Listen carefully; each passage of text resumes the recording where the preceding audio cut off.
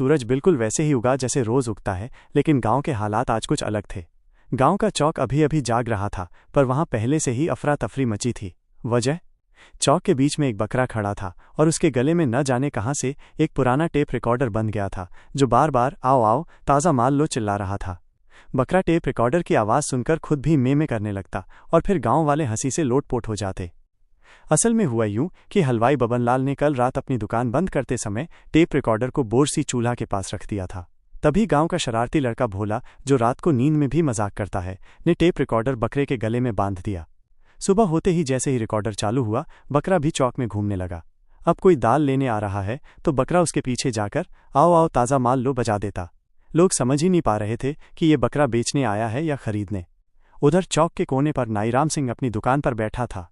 उसने सोचा कि बकरे का विज्ञापन काम करेगा, तो उसने मुफ्त में लोगों को बाल कटवाने की घोषणा कर दी, लेकिन शर्त रखी कि बाल कटवाने के बाद उन्हें बकरे को एक चक्कर चौक का घुमाना पड़ेगा। बस फिर क्या था, बाल कटवाने वालों की लाइन लग गई और चौक बकरे के चक्कर काटते ग्राहकों से भर गया। इसी बीच पंडित जी आए। वो वैसे ही गंभीर चेहरा रखते थे, लेकिन आज हंसी रोक नहीं पाए। बोले, ये बकरा पक्का व्यापारी बन गया है। तभी बकरा पंडित जी के पीछे जाकर रिकॉर्डर बजा देता, आओ आओ ताज़ा माल लो। पंडित जी चौंक कर बोले, अरे मैं कोई माल हूं क्या? और ये सुनकर पूरा चौक पेट पकड़कर हंसने लगा। गांव का पोस्टमैन भी पहुंचा, हाथ में चिट्ठियों का बंडल लिए।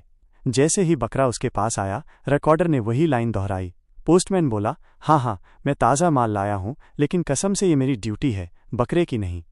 लोग अब बकरे को गांव का ब्रांड एम्बेसडर कहने लगे थे। सबसे मज़ेदार घटना तब हुई जब दूध वाला अपनी साइकिल से आया। बकरा उसके पास गया और फिर वही आवाज़, आओ आओ ताज़ा माल लो। दूध वाले ने भी मज़े में कहा, हाँ दूध लो, लेकिन बकरे से नहीं, मुझसे लो। बकरा जैसे नाराज़ हो गया और उसने दूध वाले की साइकिल का घंटा अपने सींग से बजाना शुरू कर दिया। शाम होते होते हाल ये हो गया कि चौक में आने वाला हर इंसान पहले बकरे से मिलता, उसकी आवाज़ सुनता और हंस हंसकर लोटपोट हो जाता।